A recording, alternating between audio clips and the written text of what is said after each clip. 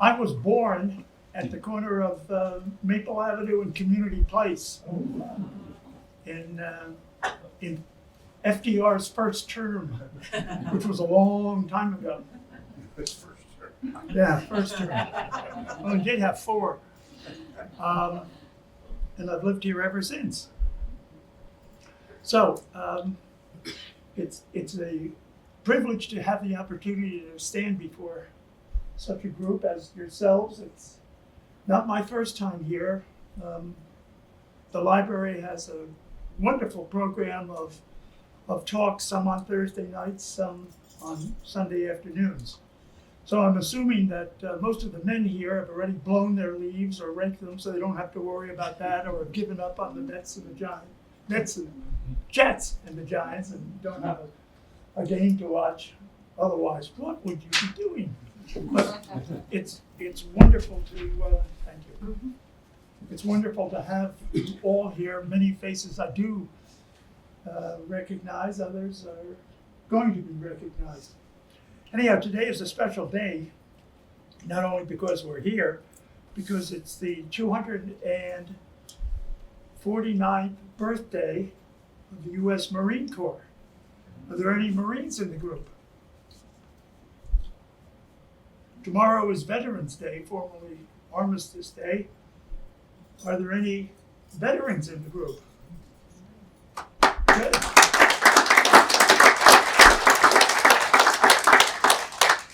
My uncle, Frederick A. Mackenzie, was killed in action in France 4 weeks before the armistice in World War I. And the American Legion post in Bayonne is named to this day in his honor, the Frederick Allen Mackenzie Post. You know the post? 165. I'm a member. I'm the last one standing, I have to admit. Anyhow, we're here to talk about the most influential American, aside from US presidents, Benjamin Franklin. Why don't you think about this? Who else would you put in the most influential category? I've thought of a couple.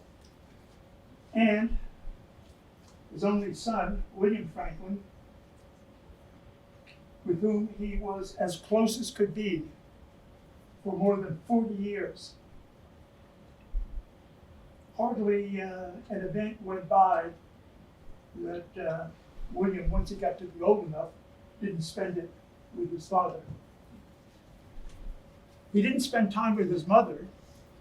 His mother has never been identified. William was an illegitimate son of Benjamin's. Benjamin also had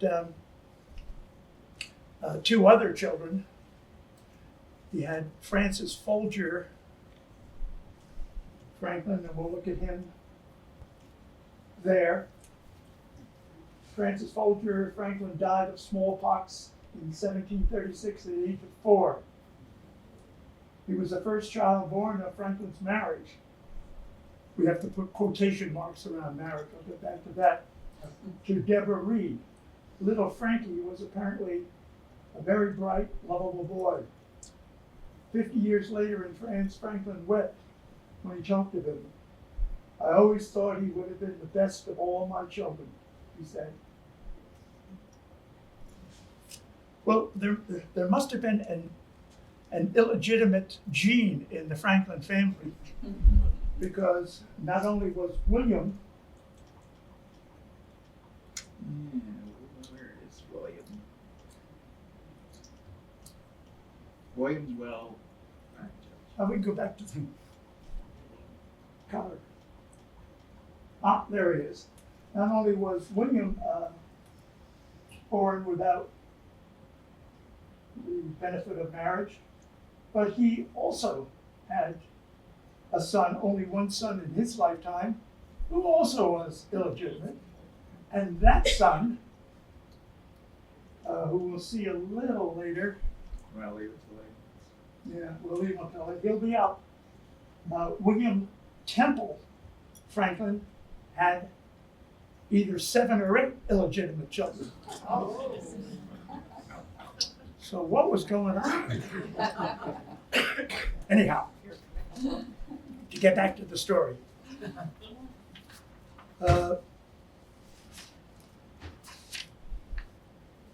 Ben was an American polymath. I had to look it up, but undoubtedly there are people here who know what the word means. He was a leading writer, scientist, inventor, printer, publisher, political philosopher. He was among the most influential of the intellectuals of his time. He was one of the founding fathers. He had, I don't know if this is a word, I may have made it up. He hit the quadrifecta. I've heard of a trifecta, but he hit more. He was a drafter and a signer of the Declaration of Independence. He was a negotiator and a signer of the Treaty of Alliance with France, without which there is no way the colonists would have been able to defeat Great Britain, maybe get a draw, but they weren't going to win without the French. And when I say the French, I mean the army, the French army under Rochambeau, and the French navy under de Grasse, and French money from Louis XVI, which almost bankrupted France, and munitions and ammunition, all from France. That was another one of his projects that he signed. He also signed the peace treaty. He was a primary negotiator and signer of the peace treaty with the King of Great Britain, 1783, that's 3, and he signed the Constitution. So there's nobody else can claim that quadrifecta.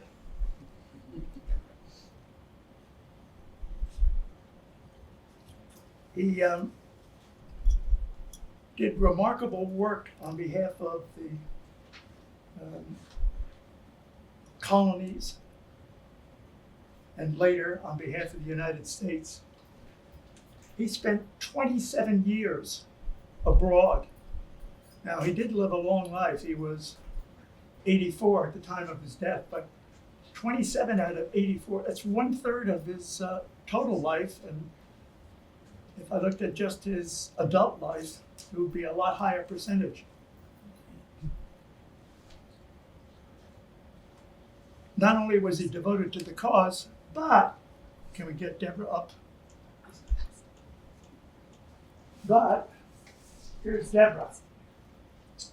Deborah lived 1708 to 1774.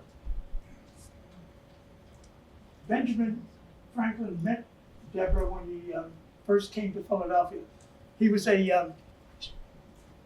born and raised in Boston, as probably people know. Why don't we put that picture up too? Here's the house where he was born on Milk Street in Boston, near the Old South Church. And he had only 2 years of formal education. He went to the forerunner of the Boston Latin School, which is still in existence, one of the outstanding public schools in the U.S. But back then, his father ran out of money, and while he was able to go between the ages of 8 and 10, that ended his formal education. Then he went to work in his father's candle factory on the corner of Hanover and Union Streets in Boston. And he, when he was 10, and quickly learned that candle making was not for him. So he then indentured to his brother, we don't want that one, his older brother James, who was in the printing trade. Now, being indentured meant you had to work. You learned the trade, but you had to work for, I think it was 7 years back in those days. You couldn't come or go as you wanted. Well, that didn't work out. He started there at age 12. And he early showed a whimsical side.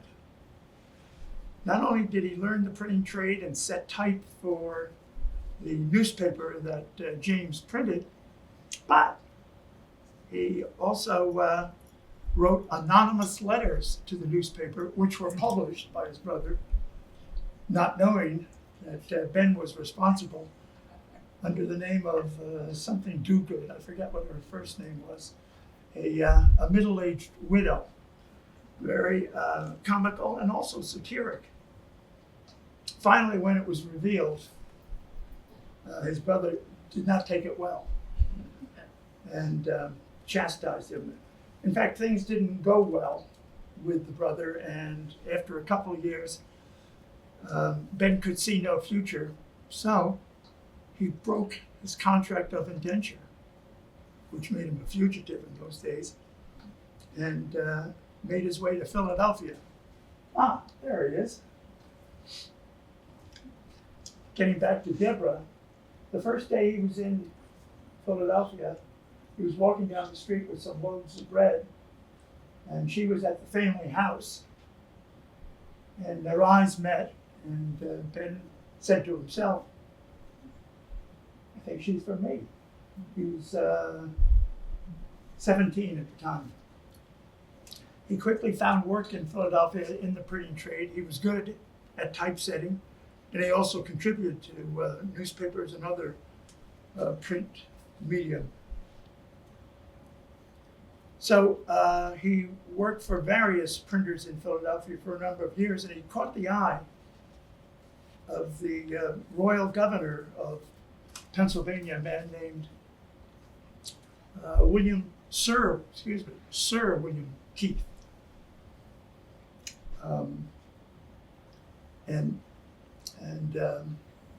Keith was apparently impressed with his printing abilities and suggested to him that if he went to London, he could buy equipment for his own business and start his own newspaper, and Keith would finance it with letters of credit and letters of introduction. Well, Keith fulfilled 50% of his promises. He wrote letters of introduction for Ben, Keith was, of course, English, for people he knew in London in the printing business. But when Ben sailed at age 18 to London, he was disappointed to find out there was no credit there for him. So he rebounded well. He found a number of printers who were happy to hire him because he brought such skills along. And he got along for 2 years until he earned enough money to get back to Philadelphia. So he was in London from 1724 to 1726. When he got back, he found, I'm still on death. When he got back,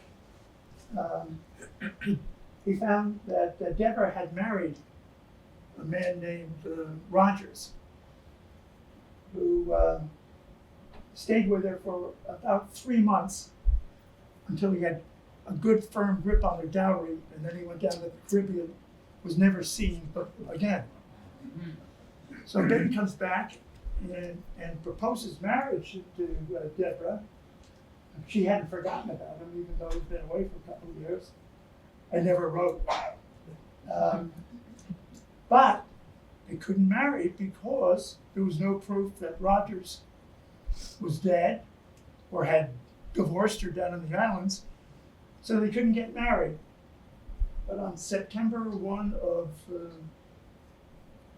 1726, they established a common law marriage. Although I don't know how you could be a common law marriage when you may still be married to a legal husband, but that's how it was always referred to. That's why I put it in parentheses, quotations.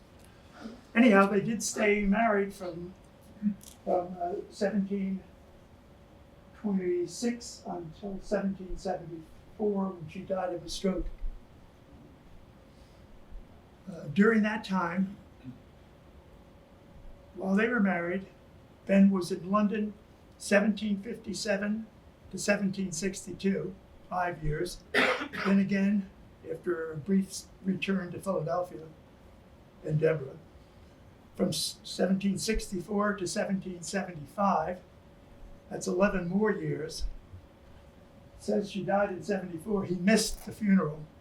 Of course, it took 6-7 weeks to get back from London, so there was no way, since she died of a stroke suddenly, that he was going to be back. Some wags suggested one of the reasons he spent so much time in London was so he didn't spend so much time in Philadelphia with Deborah. Anyhow, she managed his affairs. She was very businesslike, and as it says, it probably wasn't the best match of all time because, quote, she was a shopkeeper's daughter, and he was one of the world's, the century's greatest minds and achievers. So anyhow, whatever the reason was, I'd like to think that it was mainly because there were things to do in London on behalf of Pennsylvania and other colonies. But he was somewhat successful doing it. Anyhow, that's the Philadelphia. We've already seen the Philadelphia that he moved to, and we've now met his wife and first son. He also had a daughter whose name was Sally Franklin Bache. She lived a long life. She was 65 at the time of her passing. When Ben returned to Philadelphia after almost 10 years in Paris, she and her husband and family, I think they had 8 children, were living in Deborah's old home, I guess Ben's old home. So Ben just moved in with them and stayed with his daughter until his passing in 1790. He also left most of his estate to Sally, and as we will get to, William didn't do so well for reasons that will be developed during this talk. So anyhow, let me see what my next page is. Looks like I got a little ahead of things. Anyhow, while when Ben came back to Philadelphia from London, that would be the 1726 return, he worked for a couple of printers and bought out one of them, saved enough money to buy out one of them and established his own business, and was very successful quite quickly. Among other things, calling himself Poor Richard, he published a yearly almanac beginning in 1732. We don't have the original, but we have the next year. And that continued on for almost 50 years, although he wasn't the printer for all that time. He also printed and sold a newspaper called the Gazette, and eventually got to be the official printer for Pennsylvania, the colony of, actually it wasn't a colony, very odd. Pennsylvania was not a royal colony like New Jersey and the other original 13 states were. It was a proprietorship. King Charles II gave Pennsylvania to the William Penn family. He said he needed it to have a safe place for Quakers to practice their religion. I never knew that Charles II had a soft spot for Quakers. I thought he wanted to get rid of them, and maybe this was the way. So anyhow, he gave the Penn family the territory which became the state of Commonwealth of Pennsylvania. And they got to collect rents from all the colonists who lived there. And they had a deal with the king that they only had to pay him a minor tribute each year for this privilege. And they themselves were not taxed. We'll get to that in just a moment.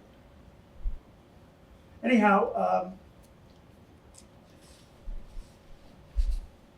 Ben continued and was extremely successful, not only with the printing business, which he eventually sold half interests into men who had worked for him and shown that they were solid and trustworthy printers. Plus he had Deborah to look over what they were doing, a number of printing businesses, and he also was successful in real estate transactions. So although he loved printing, being able to express himself on paper and get paid for it, by 1748, he retired. He decided at 42 it was time to retire and become a gentleman. And this is the first portrait that is known to exist. I guess it would have been discovered if there was another one out there, of Ben Franklin from 1748, the year that he decided to become a gentleman rather than stay a printer. And that gave him the opportunity to devote himself to a lot of other things that he was interested in. For instance, in science, he invented some remarkable things. On the left is a diagram of what's called the Franklin stove. It really was a metal-lined fireplace with a hollow baffle near the rear to transfer heat and to eliminate smoke in the room. So you got more heat in the room with this device because of its unusual structure and physics, and you got less smoke with no formal training in the sciences. Ben invented that.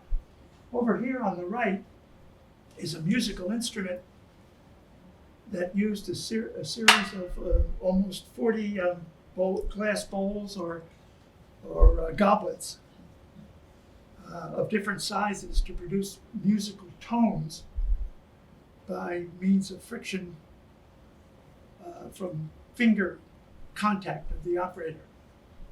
They were on a metal spool and they turned. There was a pedal down below that turned them.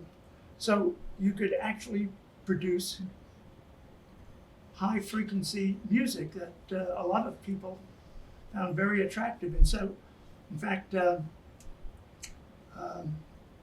among the other composers who created music especially for this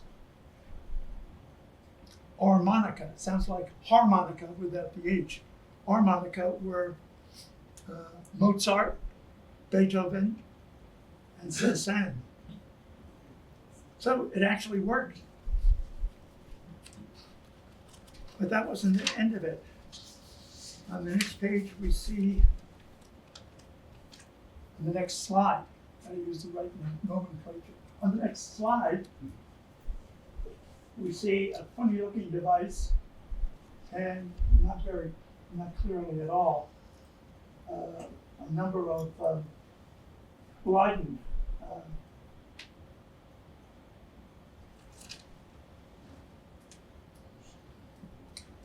what do we call them? Leiden Jars. jars, Leiden jars, right? So Franklin figured out a way to create static electricity on the device on the right, and then by connection to the Leiden jars, store that electricity. Most remarkable. In addition, this is not an invention, but based on observations he made crossing from Philadelphia to London, he made the first chart of the Gulf Stream he figured it out and charted it. And if we looked at whatever the Oceanographic Institute comes up with today, it would not differ much from what Ben figured out on his own with no instruments at all. And that was in the 1760s. However, the most remarkable was the June 1752 kite experiment. That's William standing with him. Now this has got to be a fanciful representation of what happened, because in real life, if that happened, they'd both be fried on the spot. But it looks good. So there was William assisting his father in the demonstration that lightning carries electricity and it can be transferred.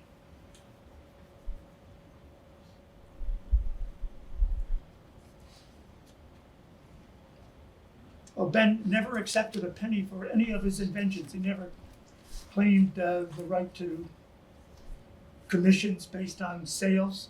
Anybody who wanted to use his inventions could do so without cost. And he never looked back on that, which is also quite remarkable. I wonder if Elon Musk is going to do something like that. What do we have next? William. Okay. Now here's a representation of William.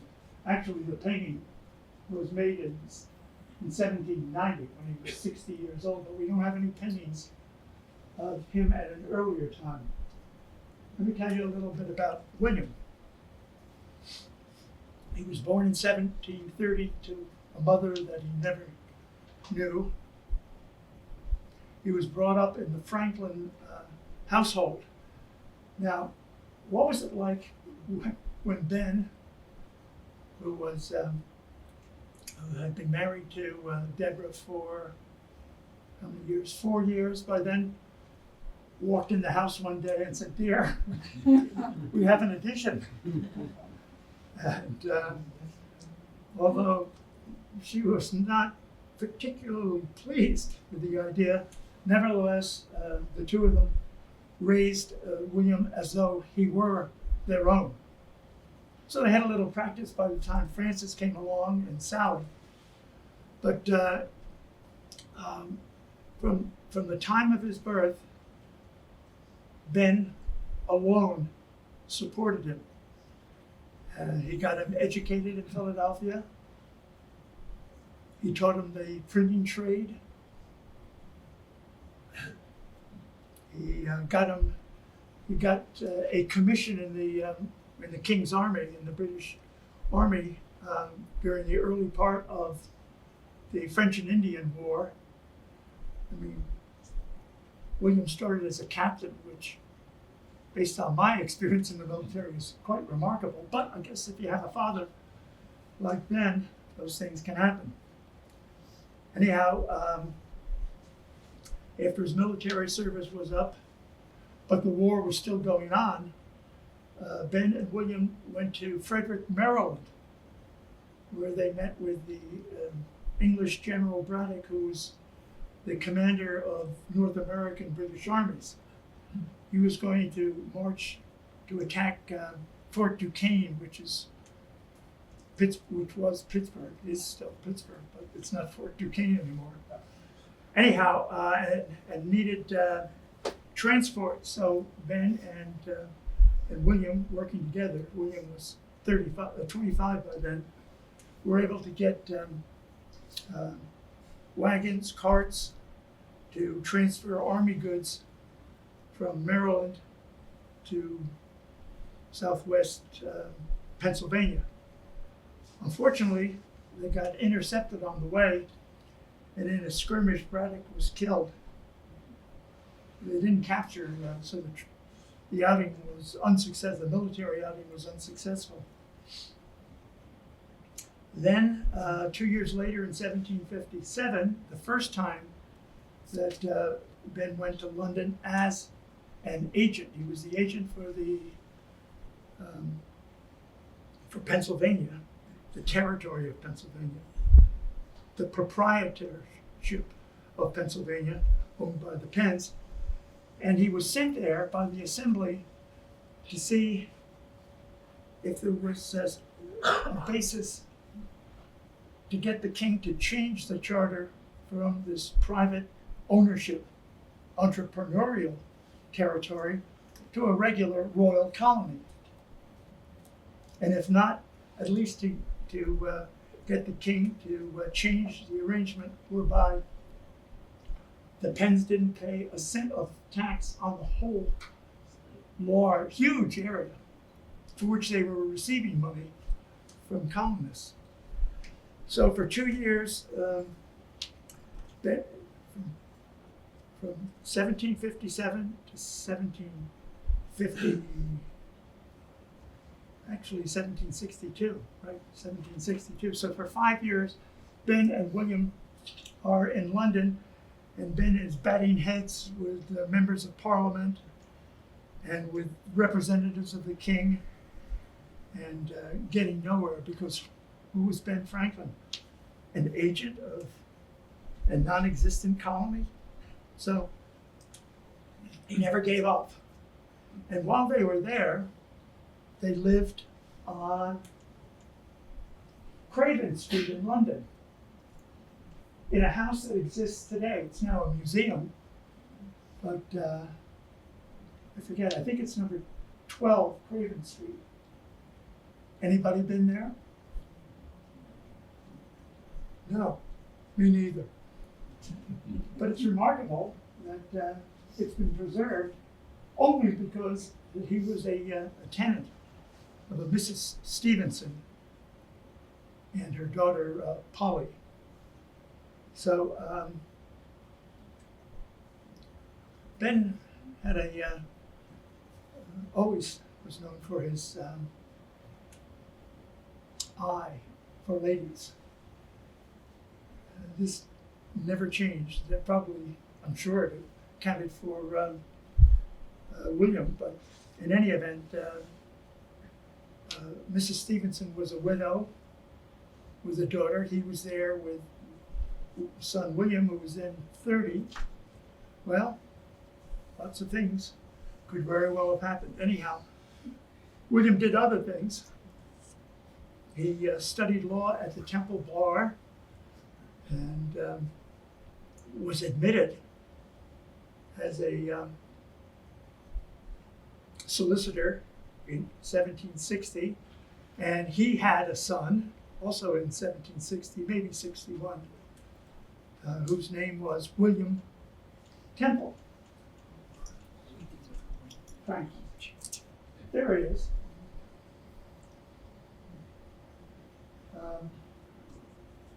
Supposedly, his middle name Temple was because that's where William studied law. In any event, so he's born in 1760, and just like his father did, William took responsibility for the boy, placed him in foster care, but paid for him, paid for his education. The boy didn't live with his father, with William, but he was treated to a suitable education for a member of the middle class. So William is an attorney and has a son. And later that year, he marries a woman from the islands whose name is Elizabeth Dennis. And 2 years later, 1762, mainly because Ben had spent part of the 5 years he was in London with William, promoting William for appointment back in the Americas. And in 62, George III appointed him royal governor of New Jersey. And so then Franklin and his wife moved to New Jersey and took up residence. I thought we had it next.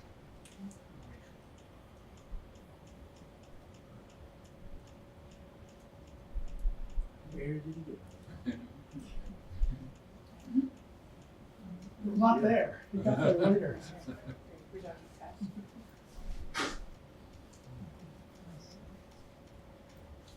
There.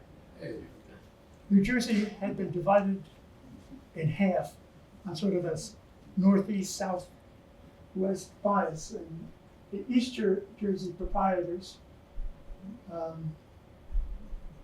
headquarters, which became the governor's mansion and still exists.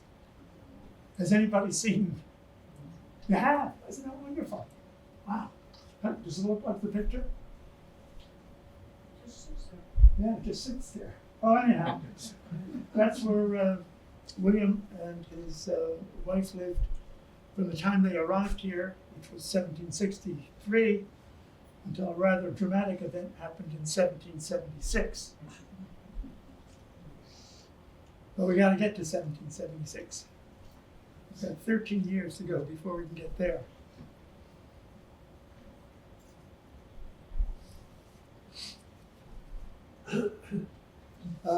William was well regarded as a governor. He was known as an able administrator, and even though the assembly that he had to work with was made up of colonists who increasingly wanted to be independent of Britain, he remained very loyal to the king and to his duties. And eventually it got to a point where there was enough going on that members of the assembly could see that the Americans were not going to remain voluntarily under English rule much longer.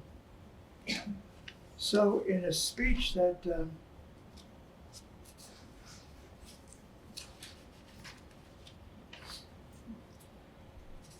William gave to the assembly in 1775, right? I must have it here someplace. It's on the screen. Yeah, okay, well, I'll just use the screen.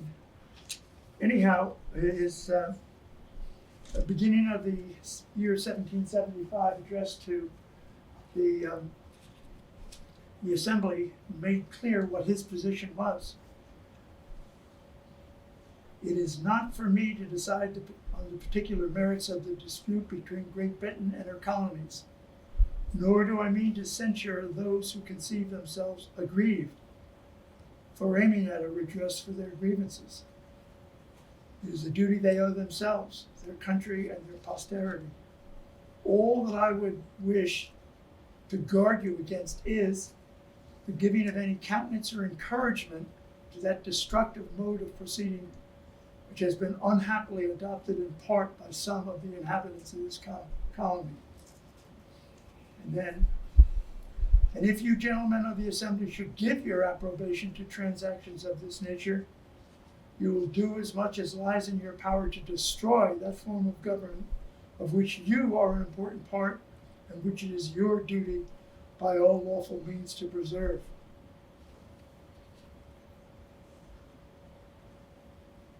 You have now pointed out to you gentlemen 2 roads. This was known as the 2-road speech. One evidently leading to peace and happiness and a restoration of public tranquility. The other inevitably conducting you to anarchy, misery, and all the horrors of a civil war. Your wisdom, your prudence, your regard for the true interests of the people will be best known satisfaction to the moderate, the sober, and the discreet part of your constituents. If to the latter you will willingly hope, violent as is the temper of the present times, or not even now the majority. So he made it clear where he stood. He said, don't go running off with the other revolutionaries.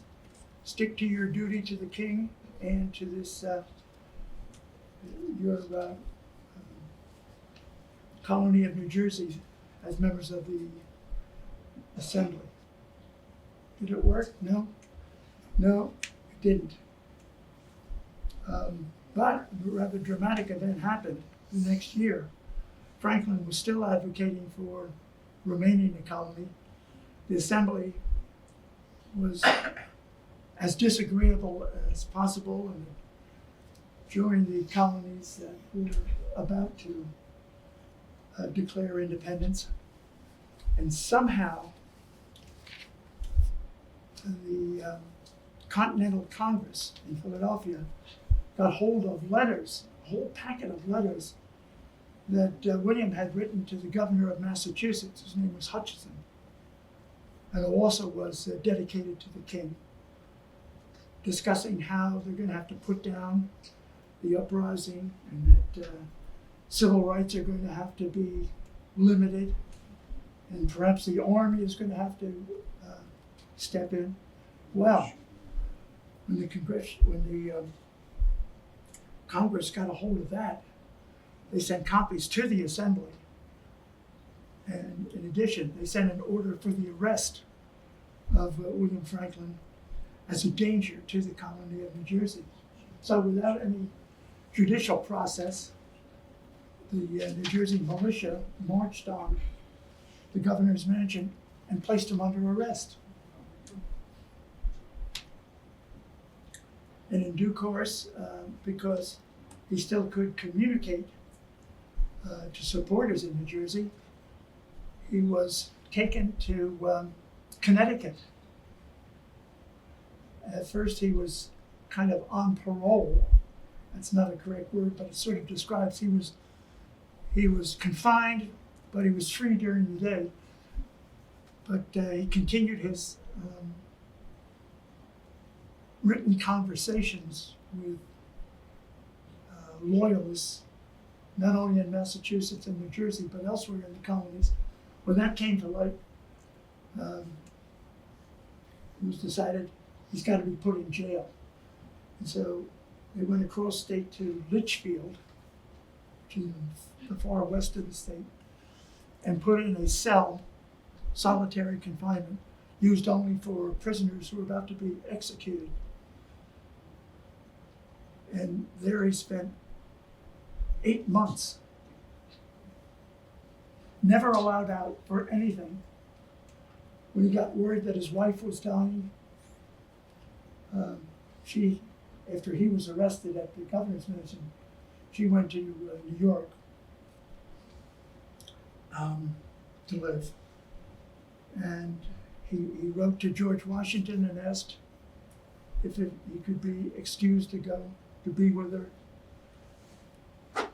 And he wrote to the Continental Congress, and he wrote to the governor of Trumbull, Governor Trumbull of Connecticut, and got turned down by all of them.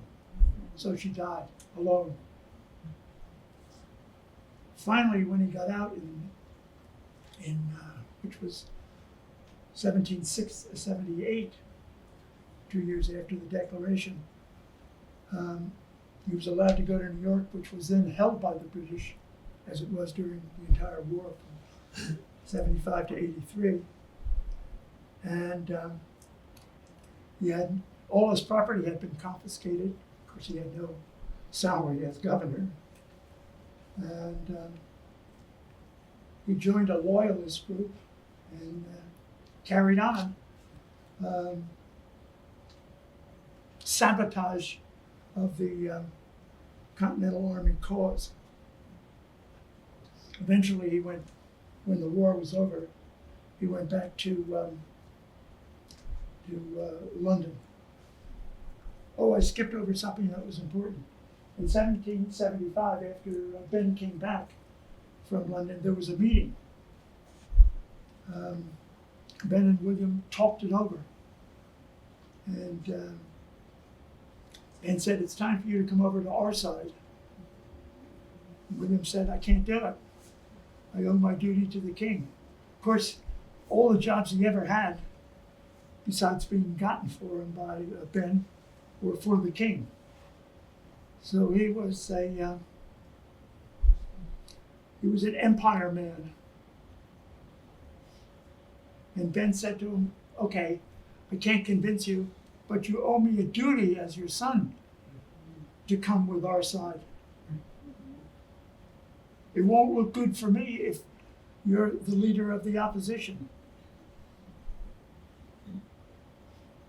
And William said, sorry, well, this is a paraphrase. Sorry, Dad, I can't do it. I'm going to stay with George III. Ben was hurt, and he never got over it. Even after the war was over and we were an independent country. So anyhow, let's see. Things are stirring here.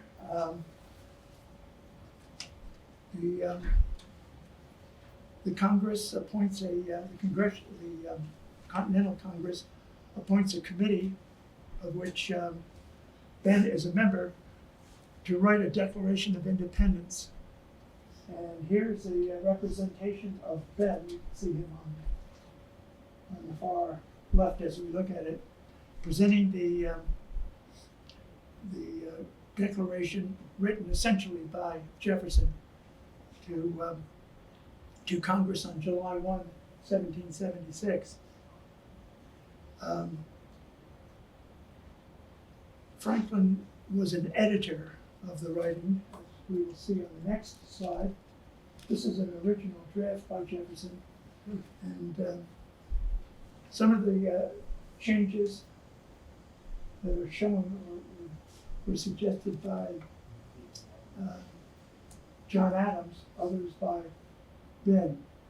The one that I was able to read was in the prologue. Jefferson wrote that the truths were sacred and undeniable. And Franklin suggested, and Jefferson agreed, that self-evident was a better way to express it. So we know the Declaration was signed, including by Ben, and we begin our path toward independence. Now, in 1776, also, Ben is appointed by the Congress to be an agent, a commissioner, to negotiate with the French. We knew that we didn't have enough money, men, or munitions to take on the strongest army in the world.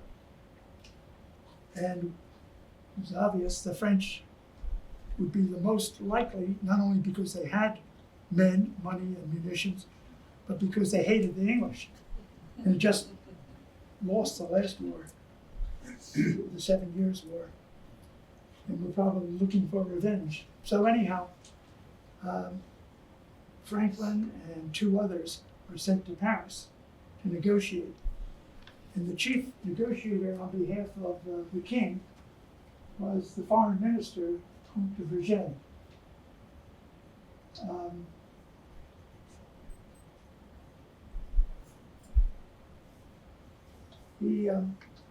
He was sympathetic to the American cause, partially because, or mostly because he didn't like the king and Great Britain and wanted revenge.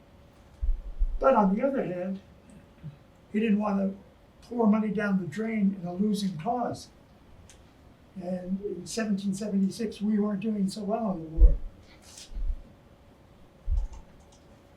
Actually, through first half of 77, we weren't doing very well either. I mean, the English had captured Philadelphia, and we were mostly getting beaten anytime there was a head-on fight. However, a change came in October of 1777, when the first and second battles of Saratoga took place. And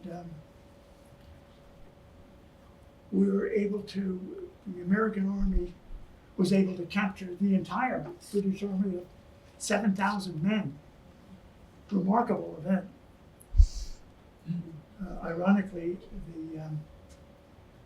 the general that made it happen, General Gates, was in charge. But Gates was always sick.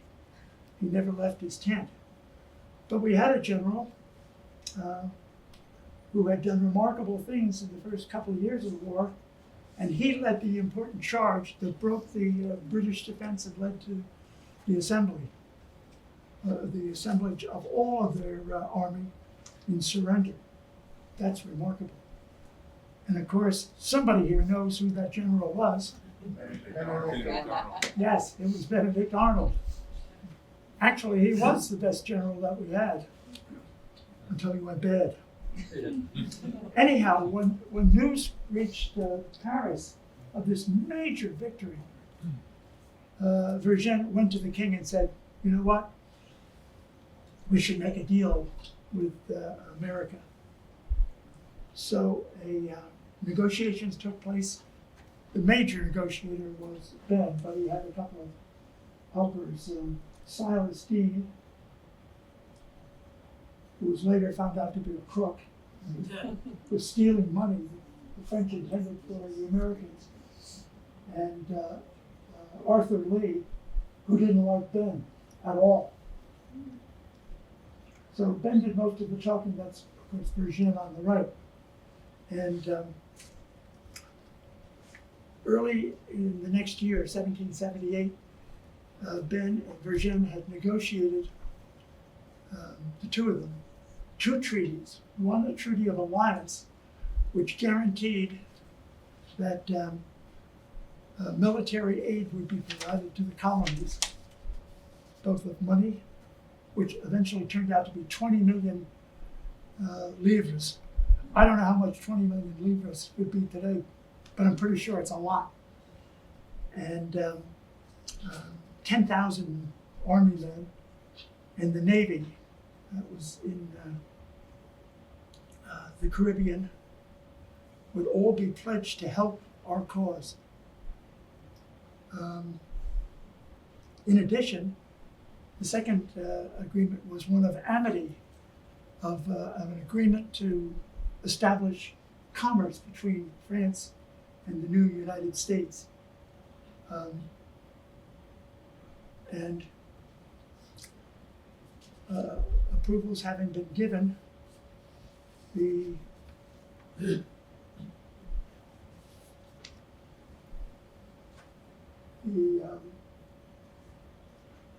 king granted an audience to Ben on behalf of the United States.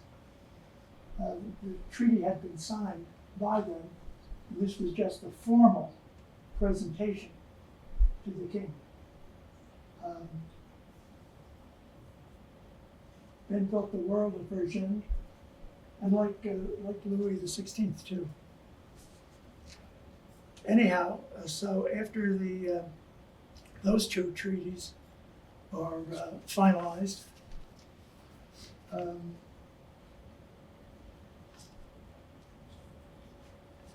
Ben stayed on through not only through the end of the war, but until 1785. So this trip to, this visit to London, he was there from 1776 to 1785.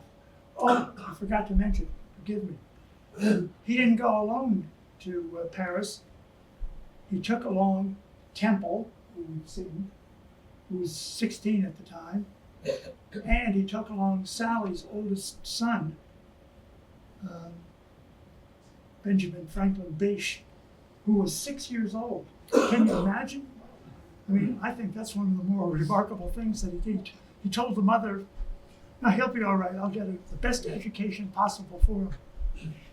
And then she didn't see him again for 9 years. He was educated in Paris and also in Switzerland. So it wasn't like he was being ignored. But he didn't have a family, except when he had time off and could come back to Paris. Actually, Ben lived in a suburb of Paris called Passy. And he turned out to be quite a bon vivant, as well as a diplomat. And he had any number of girlfriends. That's my characterization, and maybe a little strong, including there. There she is.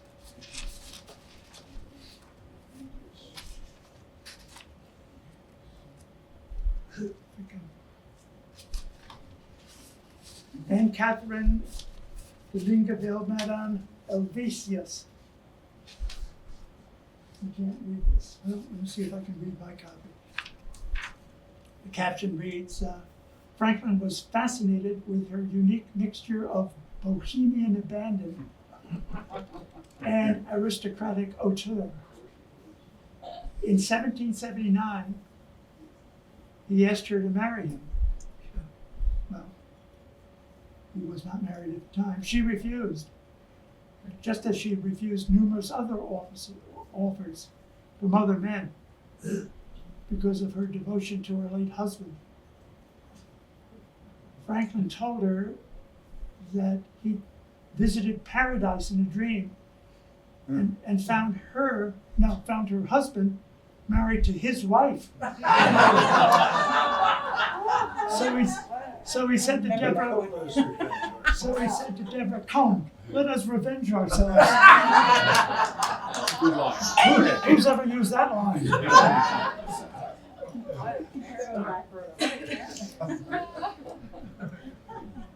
So he was the minister at that point. After he finished his treaty duties, and he was no longer a commissioner on behalf of the Congress, he was made first minister, same thing as ambassador, to France. And when he presented his credentials to Count Vergennes, they were accepted, and his house in Passy became headquarters for American diplomacy in Europe. And various representatives came to confer with him about things. Anyhow, it's not quite chronologically correct, but when Jefferson replaced him in 1785, he presented his credentials to Vergennes. He was still there, although he wouldn't be for much longer, because the revolution was coming. And Vergennes said, "Are you he who will replace Dr. Franklin?" And Jefferson said, "No, no one can replace Dr. Franklin. I'm only here to succeed him." Who almost blew the line. No one can replace him. I'm only here to succeed him in office. Okay, let's see. I've lost some time. What is our next slide? Where am I? I'd say we're on William Franklin's letter to Benjamin. Okay, so the war ends with the peace treaty of. We have to do the peace treaty. Okay, so it's after the defeat of Cornwallis in October of 1781, the war was essentially over. It was still going on with some skirmishes, but no major battles continued. So Benjamin Franklin is again sent to Paris, this time to negotiate with Great Britain on the terms of the peace treaty to settle the American Revolution. This time he goes with John Jay, who's standing on the left, John Adams, who's seated at the table, and there's Ben, who that is with, and to his left, our right as we look at it, is Temple. Temple was made the secretary of the negotiating committee. So actually done the same thing for the treaty with France committee 5 years earlier, 6 years earlier. So he took all the notes. Looks like he's got a pen in his hand. Not clear. And the negotiations took place in 1782 and 83. There was back and forth. Great Britain wanted to end the war. You could see there was no way to win, thanks to the French involvement. There's no way we would have won without the French involvement. And so by early 1783, a tentative agreement was reached whereby Great Britain would recognize our independence and our boundaries, and would provide for the evacuation of their remaining troops from all 13 states, and would also enter into a treaty with France, because France was in the war. So we wanted to make sure that the British ended the war with France too. There was a provision in our agreement with Great Britain that restitution would be made to loyalists for property lost during the Revolution. Didn't happen, but it was in the agreement. In any event, the formal agreement was signed in Paris on September 3rd, 1783. In 1784, William Franklin, who had no contact with his father ever since that meeting in 1774, he said, "I'm not joining the colonists in revolution against my king." He wrote a letter to Ben. You might be able to read it. And I am happy that I can with confidence appeal not only to you, but to my God, that I have uniformly acted from a strong sense of what I conceive to be my duty to the King in regard to my country. If I've been mistaken, I cannot help it. It was an error of judgment.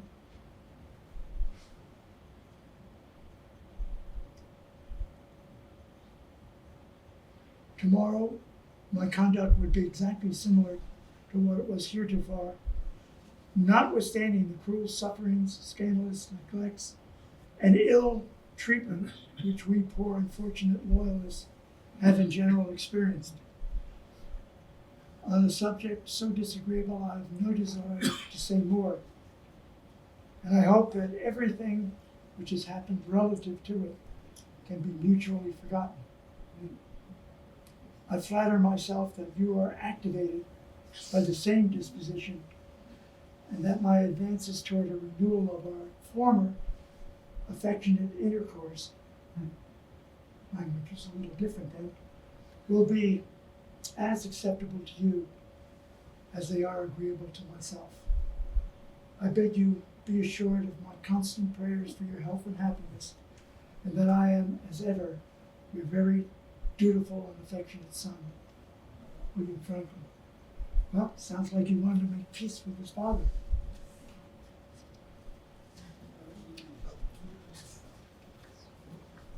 The letter was written on July 22nd, 1784. It was delayed in transit to France, but then replied on August 16.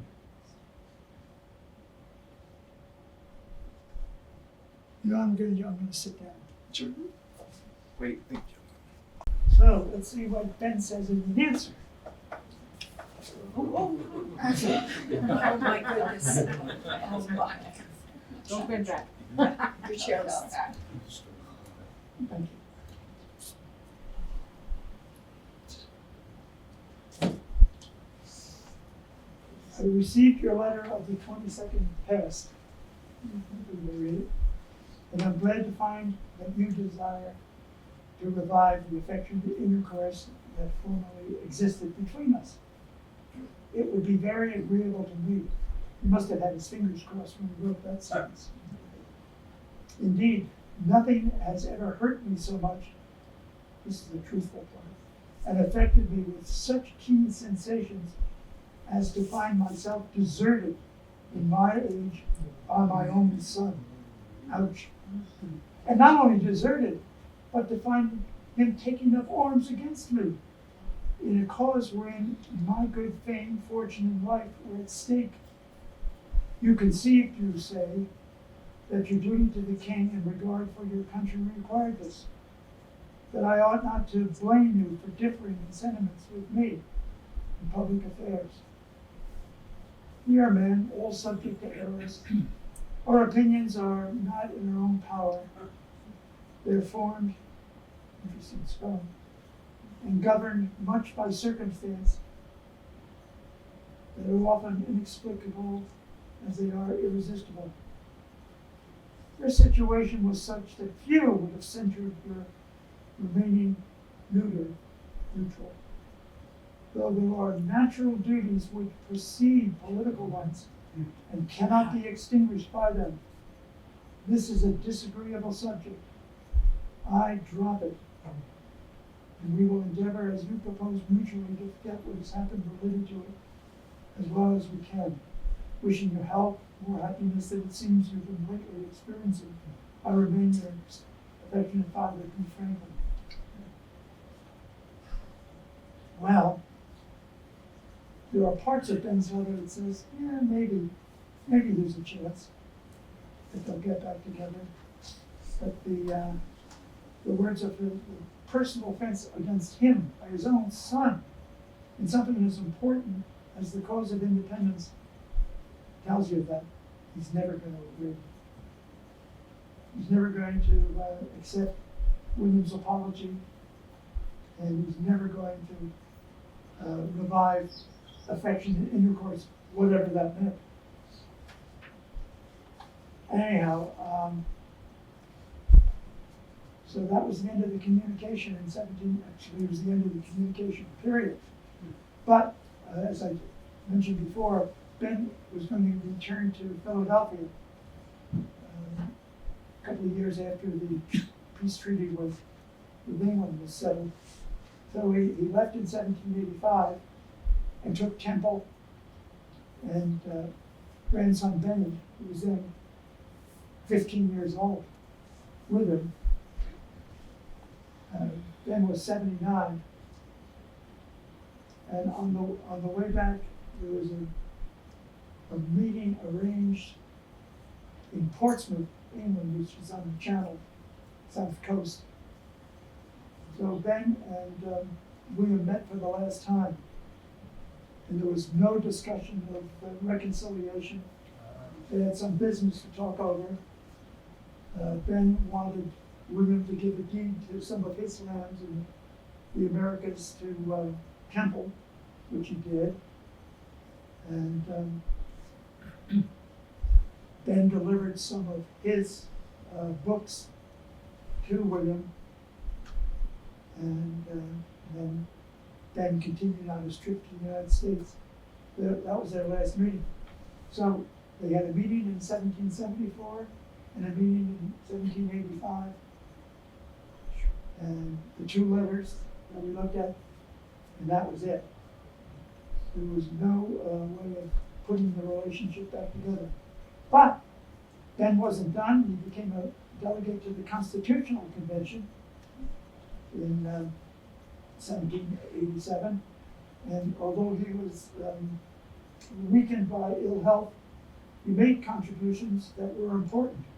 One of the main ones was his development of a bicameral system where in one house representation would be based on population, and in the other house each side would have equal representation, and that became our House of Representatives and our Senate.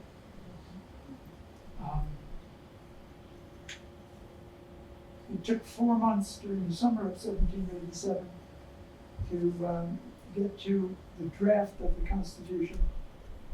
And of course there was a lot of opposition. In fact, Ben didn't believe completely in it, but he gave a speech at the concluding session. The important thing was that the delegates had drawn up a new form of Republican government, which, knock on wood, we still have today. And that replaced the very weak central government that the Articles of Confederation had created. George Washington presided at the sessions. The final meeting was in September 17, and the discussion was a motion made by Franklin to approve the Constitution as written. I mean, there were lots of amendments along the way, and to send it to the Congress to start the ratification process. He wrote a speech to introduce that motion, but he was too weak to give it himself. So I called upon a colleague, James Wilson,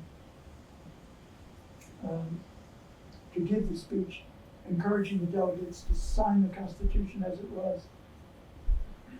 Among other things, the speech said, there are several parts of this Constitution which I do not approve. But as I approve it on the whole, I ask others who have objection and doubt to consider their own fallibility, as I am doing, and sign it. So that carried the day. The motion passed. There were no voters, only a few. And Franklin signed the Constitution, and it was sent on to the Congress and eventually ratified by the 13 states, 12 states anyhow. I'll say 13. In any event,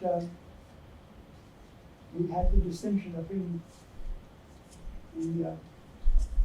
the only founding father whose signature was on all of the important documents that got us to that point.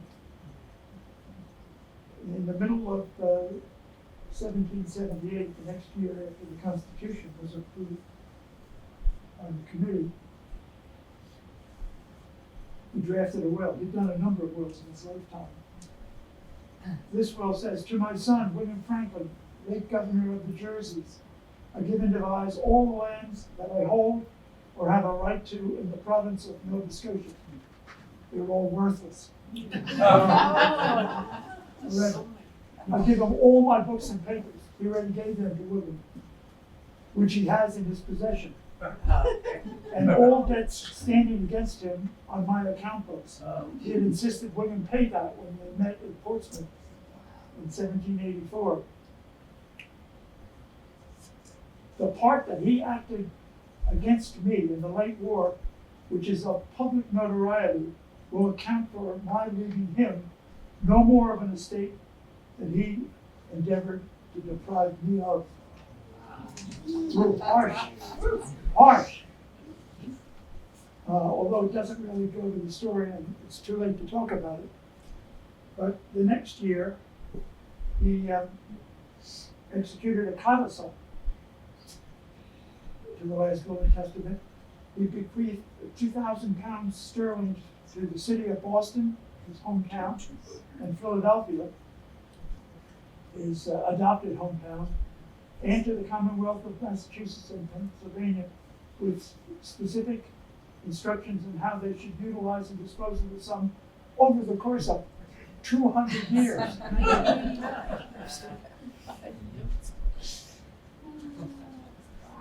The idea was that officials would be appointed to loan money to artisan entrepreneurs who wanted to go out on their own but didn't have money to do it with. They'd pay interest, and eventually the fund would increase from, whatever I said, 2,000 pounds to a greater sum. Now, Boston and Philadelphia may not have been the most well-governed and honest cities in the U.S. So money was loaned out in both cities by a commission set up for that purpose in each place. And money was paid back and artisans got a chance to get started. Later it was expanded to include education, higher education. And so many a doctor came out of the Harvard Medical School as a result of loans made. Back then, you had to pay them back, unlike now. And I abbreviated the trust arrangements. At the end of the first 100 years, there was to be a partial distribution to the two cities. And it turned out that it was in the millions of dollars that both of them got. And then the trust, that was 1889, 1890, died in 1890. And then by 1990, the funds had increased to a total of $14 million. I think that's remarkable, not only because of the good that was done along the way. Who knows what good was done once the cities got unbridled hand on the money. But in any event, the Franklin Institute was built in Philadelphia, so that's one good thing. Something was in Boston too. Do they have a Boston Institute? I don't know, but anyhow, some worthwhile construction. Franklin Mint. Well, whichever. In any event, 200 years after his passing, he was still doing good for the country. I tell you, there was nobody like John Franklin. He's got warts, he's got sore spots, but overall, I say he was, aside from presidents, the #1 influential person in the creation and the continuation of our country. And that's my thought.